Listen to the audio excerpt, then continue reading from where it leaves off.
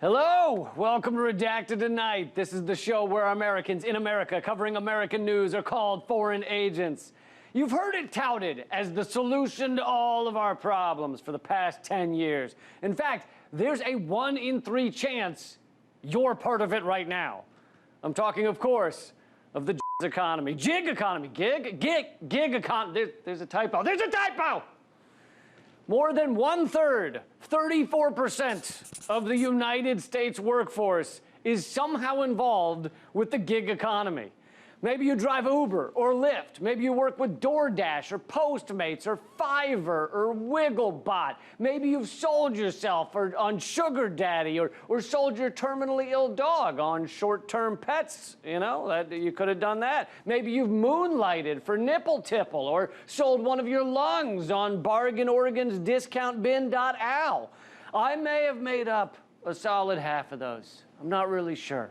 But the point is the same. 1/3 of all Americans earn some or all of their living as a gig worker. And corporate America and the corporate media will tell you that freelance, short-term employment is wonderful. The Wall Street Journal said, the gig economy is coming to the rescue. And Forbes magazine said it's helping women learn how to make the gig economy work for them. Point is, the so-called gig economy is too big to be ignored. It includes 59 million Americans. And according to Gallup, 29% of American workers have gig work as their primary job. And I have to admit, a lot of it is convenient, right? Why go get food when someone can bring it to you? Why wait for a cab when an Uber will arrive in the next 30 seconds and smell marginally better? And there's always new apps appearing and solving every problem you never knew you had. For example, the one that combines DoorDash and Uber so you can get a ride to your friend's house and the driver gives you an order of Indian food on the way. I mean, I love that one. Of course, there are just as many failed app startups like the one that combined TaskRabbit and Farmers Only into something called Farmer Rabbit, where you could use the app to order a farmer who would come over and either fix your lawnmower or you. But you didn't get to choose which. It got mixed reviews. Mixed. Point being, the gig economy is a major factor in our workforce, and there's a reason corporate America love it. They love it. In fact, there are 7 reasons they love it. Well, there's probably more than 7, but I was too lazy to keep going after I got to 7. So for now, there are 7 reasons the corporate rulers love the gig economy. Many of these are coming from the great research of Brian Becker and economist Richard Wolff. Number 1, there are no unions. Unions are the only reason workers achieved any kind of rights, any kind of regulations in various fields. Without unions, you'd still be losing your job to a 6-year-old because his little hands fit more neatly inside the screw-cutting lathe by the pulley block on the assembly line, you know, if something got jammed up there. Without a union, no one would have a weekend. And without a weekend, there'd be no because 90% of it happens on the weekend. So next time you're having sex, thank a union leader. I mean, not during, wait until after. Actually, don't do it at all. Just think it in your head. Just thank him in your head, because otherwise that will be an awkward conversation. Hey, Phil, the other day I thought of you. I was knuckle deep in my, you know what? Never mind. Never mind for now. The second reason corporate rulers love the gig economy, no health care. Back when health care didn't cost an arm and a leg, pun intended, you deal with it. That's not on me, that's on you. Back in those days, companies realized they could get away with paying workers less by agreeing to cover their health care. But nowadays, they hate covering your stupid health care. So they find ways to get out of it. And what better way to do that than to not technically have employees? But these so-called freelancers are employees. If you drive for Uber or Lyft, you are an employee of Uber or Lyft. But they don't call you that, and therefore they get out of giving you benefits. But here's a crazy idea, just spitballing here. F that. How about that? They can call you whatever the hell they want. I don't care if they call you Liberace. You're still an employee. They can call you their favorite inside-out bonobo monkey snorting chlorine off of Arnold Schwarzenegger's back. It wouldn't matter. But apparently, a lot of our ruling elite act like it does matter. Here's an easy way to find out if you're an employee of a certain company. Are they exploiting you in one way or another? Then you're an employee. See how easy that was? Reason number 3, no hurdles to firing someone that even remotely annoys them. A lot of jobs that are unionized or have basic regulation are somewhat secure. A school usually can't just fire a teacher because they don't like the noises he makes when he breathes. But in the gig economy, the app can just stop talking to you, like a middle school breakup. And despite supposedly not being a gig employer, Amazon has totally gotten in on this action. Amazon bots have been firing people. Contract drivers say algorithms terminate them by email even when they've done nothing wrong. The 4th reason corporate America loves the gig economy, along the same vein as easy to fire, you're also easy to replace. They don't have to get to know you, work with you, learn anything about you. And they hardly have to train you. To them, each worker is a nameless thing that delivers Thai food or whatever. Number 5, gig workers don't work together. Most gig jobs are done as a lone worker, or either driving cars or fixing something at someone's house, or catching a rogue ferret loose in an elder care facility. That was my first job out of college. This means workers aren't talking with each other. They can't plan together or educate each other. There is no community, which means they can't unify or unionize. You'll notice that none of these gig apps try to create any kind of community among workers, even though it would make a lot of sense for veteran drivers to tell the new folks, here are some tricks of the trade. You know, hey, new guy, when you're driving on Saturday nights, have a bucket with you for when the 25-year-old idiot is about to spray Long Island iced tea chunks across your back seat. You can thank me later. The gig economy wants you all separated and atomized. It's a brand new plan called divide and conquer. Oh, wait, that's right. It's as old as cavemen and still working. We're still falling for it. Number 6, it's very easy to control the worker if they are only doing a very particular task and you can monitor their every move. The most famous example probably is Amazon, even though they're slightly different than the gig economy, but concept is the same. They put a tracking wristband on their workers that starts beeping when they're going even a few seconds too slow. Workers are not allowed to pause or chat with others. Tracking every move of workers sucks any remaining humanity out of the humans. And yet the gig economy is sold to people like it's this new level of freedom. Look at how free we are. Gig work gives you the freedom to work when you want. You never have a boss. You still have a boss. It's an algorithm, and it's a and it hates you. Number 7, which sums up all the others. Gig work tilts the balance of power even further to the corporate rulers. Every gain workers have made over the past few hundred years was done with collective action. You have collective action to thank for fighting back against the corporate titans who only care about profit. The gig economy destroys the collective nature of labor. Once we switch away from the employer-employee relationship, none of those hard-fought labor protections count anymore. It turns the worker into a lone beggar, not even able to plead their case to a human boss. Instead, it's just a soulless app, a smiley face emoji on your phone, letting you know that you can go f*** yourself. Won't even tell you why. There's a reason the corporate sociopaths love the gig economy, because it gives them even more control over you. Coming to you from Washington, D.C., the belly of the beast, this is Redacted Tonight. Let's roll, never give them control. They got their money, but we got our soul. Let's roll, never give them control. They got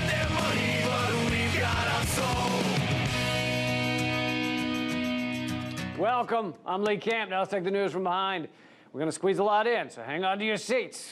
One of the most well-known and respected professors in the nation, Cornel West, was forced to resign from Harvard this week due to his support of Palestine. But let's remember, Harvard University has a reputation to uphold, okay?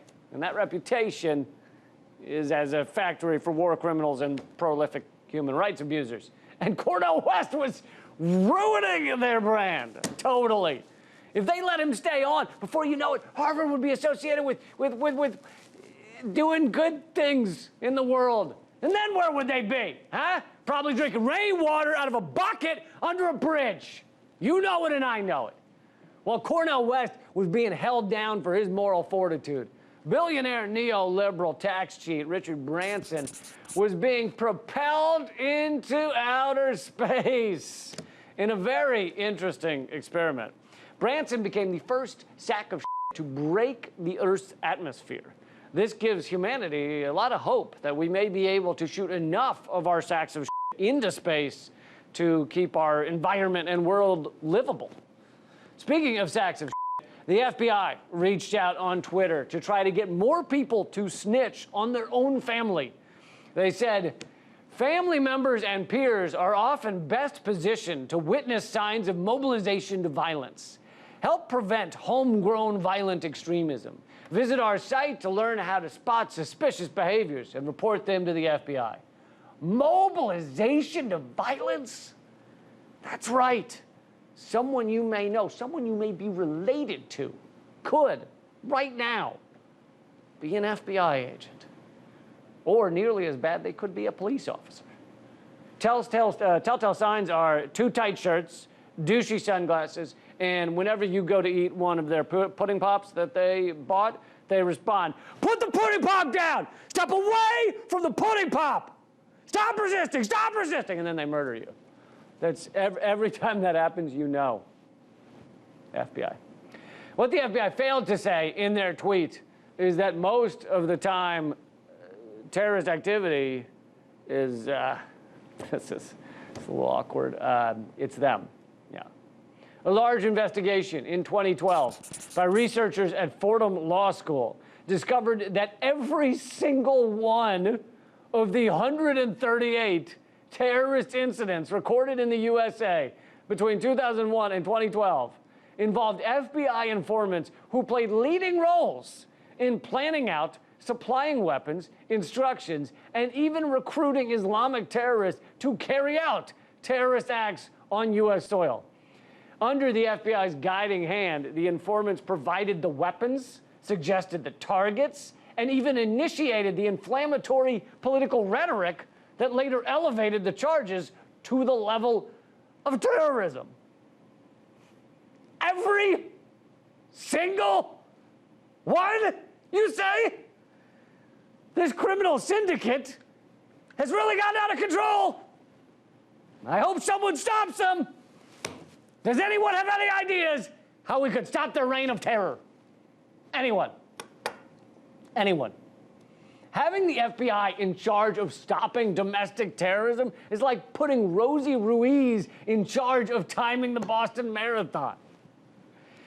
Rosie Ruiz won the Boston Marathon in 1980. The only problem was she didn't run the Boston Marathon. She just showed up at the end and said she did. Which is far smarter, honestly, than actually running the damn thing. She should have gotten some kind of trophy. Anyway, do you get the analogy now? I'm not sure I do either. But speaking of law enforcement, we found out this week a 27-year career cop, Thomas Nolan, admitted police are trained to lie in reports and frame themselves as heroes. Well, at least they're framing themselves, for once. And these fake police reports are particularly a problem in cases where the cops are accused of brutality or criminality, sometimes murder. Thomas Nolan has decided to be a whistleblower after spending decades training fellow cops how to successfully lie on their reports. He'd routinely advise them to incorporate a short list of buzzwords in their reports to frame themselves as the hero and the suspect, who might have been injured or killed, as the aggressor. Words like resist, overcome, vigorous, violent, subdue, fear, and attack, Nolan said, even if they were exaggerations. Lucky for cops, many of those are still single-syllable words. They're not thinkers. I know that hearing cops lie is about as shocking as hearing your Uncle Rufus once ate fried squirrel testicles. You're like, I'd be more surprised if he hadn't. Rufus, are you kidding me? We're happy when he's busy eating squirrel testicles, because that means he's not groping the neighbor's dog. But even though it's not shocking, whistleblowers like Thomas Nolan are still important, because just think about how many people's lives have been ruined by those false police reports. How many people are in prison this minute because of lying cops in the largest prison state in the world? It's tough to comprehend. Hey, Richard Branson, got any room for more sacks of shit on your spacecraft there? How big is that craft? We're gonna need a bigger boat craft, bigger space boat. We have to go to a quick break, but you can watch Redacted Tonight anytime at portable.tv. And check out the Redacted Tonight podcast. It's called Moment of Clarity. It's on iTunes, Spotify, and Stitcher. I'll be right back with a lot more.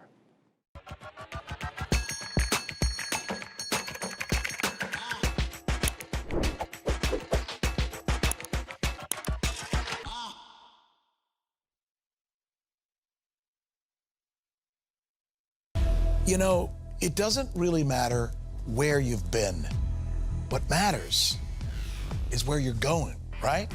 Will future generations look back at the establishment media as the lead in the water pipes that drove the Romans mad? Do you find yourself watching TV to turn your brain off, to relax? I want you to watch TV to turn your brain on. I'm Rick Sanchez. It's time to do news again.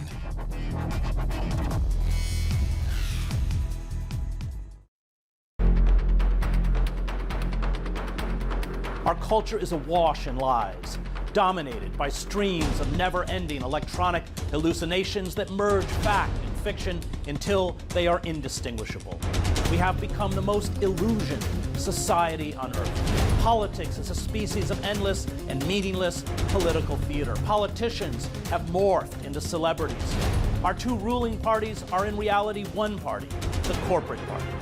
And those who attempt to puncture this vast, breathless universe of fake news designed to push through the cruelty and exploitation of the neoliberal order are pushed so far to the margins of society, including by a public broadcasting system that has sold its soul for corporate money, that we might as well be mice squeaking against an avalanche. But squeak we must.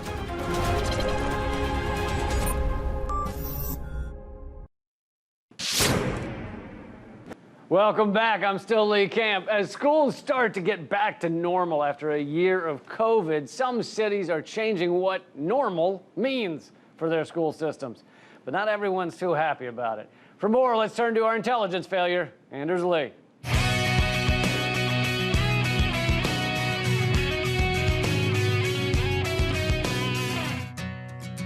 Chicago, Illinois is finally joining the 90% of American cities that have an elected school board, thanks to a new state law. Questions abound, like, why haven't we always had that? Or, what's a school board anyway? And, isn't that the thing they hit kids with who chew gum in class? As it turns out, the Windy City has never had an elected school board, but it isn't alone. For some reason, a number of other major cities don't have them either. And strangely enough, they all happen to be places where public schools are overwhelmingly made up of students of color. That could be for any number of reasons. When the mayor of a city has control over the school board, things are streamlined, which works great when there's not a lot of Caucasians and you only need to buy one kind of sunscreen. But when you got a bunch of white kids spread out all over the city, you need all kinds. 80 SPF, moisturizing, mineral-based, water-resistant, defrecklizing, you name it. That's why whites need an elected school board to make sure that this broad spectrum of sunblocks is fully incorporated. On the other hand, though, for many parents, teachers, and students in diverse low-income public schools, the mayorally appointed school board hasn't worked out great. According to the Chicago Teachers Union, the appointed board has overseen dozens and dozens of school closures, massive expansion of charter schools, laying off roughly half of black educators, cutting special ed funding, and approving no-bid contracts that landed a CEO, Emmanuel appointee Barbara Byrd Bennett, in federal prison. I've heard of the school-to-prison pipeline, but I guess in Chicago, school board to prison is a pipeline too. And yes, in case you're wondering, Chicago's public school system has a CEO. Makes you wonder what exactly is going on in these classes anyway. Are kids trading Bitcoin? Making Polish sausage? Is home ec class just a garment factory? The CEO thing actually kind of makes sense when you consider what education policy has been all about for the past few decades in Chicago and around the country. Under the mantra of school choice, corporate education reformers have tried to remake public education in the image of a competitive market, where schools compete for education consumers. The emphasis in public education has been placed, first and foremost, on providing individuals with the skills and habits appropriate for the marketplace. Once upon a time, school was supposed to teach kids that there's more to life than money. Now that our society has gotten smarter, we teach them that yes, there still is something more to life than money. It's called more money. Who needs to kill a mockingbird when you have how to win friends and influence people? Companies used to have to waste money on training their employees, but now they can just open up charter schools, which are publicly funded but privately operated, and at the end of 4 years, have a stellar crop of entry-level employees, freshly graduated from Raytheon Success Academy. But Chicago's new 21-person elected school board, to be phased in over the next 6 years, could signal the beginning of the end for this education marketization boondoggle. The shift is popular among Chicago residents, who by and large seem to understand that privatization has not made their schools better. It's hard to argue against the idea that a public school board should be elected by the public. But neoliberals are doing their best to find a way. They complain that turnout for school board races is typically low. That gives organized groups like the Chicago Teachers Union, which calls mayoral control an unmitigated disaster, an edge. But one edge isn't that sharp compared to the millions of edges on those stacks of cash that corporate education reformers dole out to politicians like Chicago Mayor Lori Lightfoot. Although she supported an elected school board when she was running for mayor, now that it's actually happening, Lightfoot calls the policy unwieldy. As usual when it comes to education, the mayor is doing the strap for cash routine. Sorry, teachers, maybe be a cop next reincarnation? But if there's any reason that the city and schools have had financial trouble, it's from letting privatizers run the show. Rather than tax the rich to fund ed, the school system long ago financialized and lost money investing in exotic debt instruments that cost the school system at least $617 million. Since these payments were themselves largely debt financed, the people of Chicago, via the taxes paid to CPS, will end up paying Wall Street nearly $1 billion on these losses. For a generation of students, neoliberal privatizers have called the shots in America's education policy. They've slashed budgets, closed schools, fired teachers, and pushed standardized testing so far up everyone's we're all spitting out Scantron sheets. And despite all their bold promises, none of this has made the system better. Democratizing school boards may be a small step, but it's in the right direction. People are finally starting to get wise to the corporate education reform racket. For too long, we've let them pass, but now it's time to get them expelled. From Chicago, I'm Anders Lee with Redacted Tonight. And now for all the news we didn't have time to get to, but now we have time to get to it. Please welcome Naomi Karavani. Hello, Lee. Hey, how you doing? So I know you've been following the Cuba story, that protest on What Sunday. happened in Cuba? Oh, come Yes. on, like you haven't seen the news. Yeah. It's been running 24/7. Right. So Cubans took to the streets on Sunday to protest their government's handling of the pandemic. They had to put a and drool shortages. rag underneath Anderson Cooper during the Oh, coverage. yeah. And Very sad. everybody is so excited in Western media. They're so excited that Cuba's having trouble. Right. They're like, uh-oh. Right. And there's so many problems with the coverage that we're seeing. First of all, there's a ton of misinformation. Yep. They're leaving the fact that Cuba suffers from an embargo, a really inhumane embargo when you look at a pandemic. And there's Kind of an important point. yeah. You know, they develop their own vaccine, but they don't have syringes to Right. get it into people. Right. So they're suffering a lot from this embargo, but also we're seeing a ton of misinformation. This is a micro view view of the region. So we're seeing a lot of protests in the region. So you can point to, you can say, oh, there's a lot of problems with Cuba's government, but you could also say that about Washington-aligned governments. The protest in Colombia has been brutal, has been going on for 2.5 months. 70 people have died. 1,500 people nearly have been assaulted by the police. And if you count protests starting even earlier, it's gone on for years and hundreds of people have died in Colombia. Yeah. Exactly. And also in Haiti, you know, our guy was in there until last week. Right.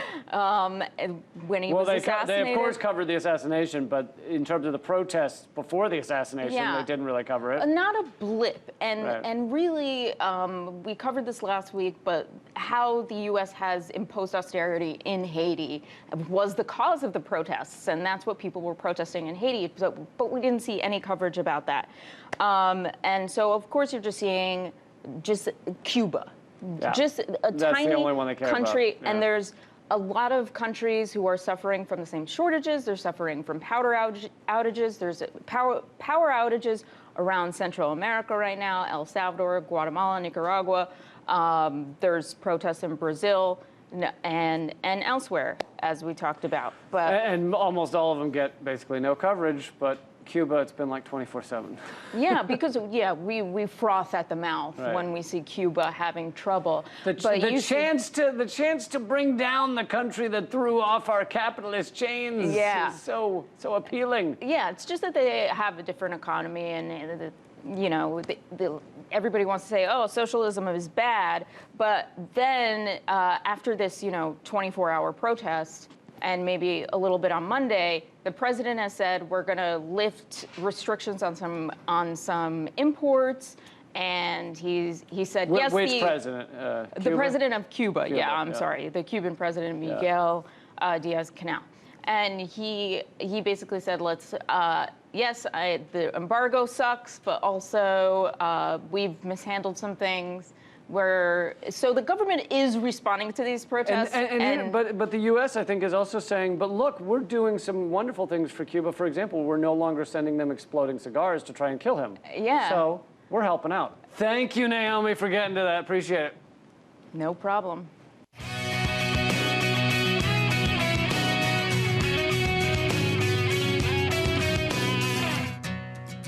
Here are your headlines from the future. In August, you'll read, California hires producers of Fyre Fest to rebrand fire season as exciting, steamy 6 months.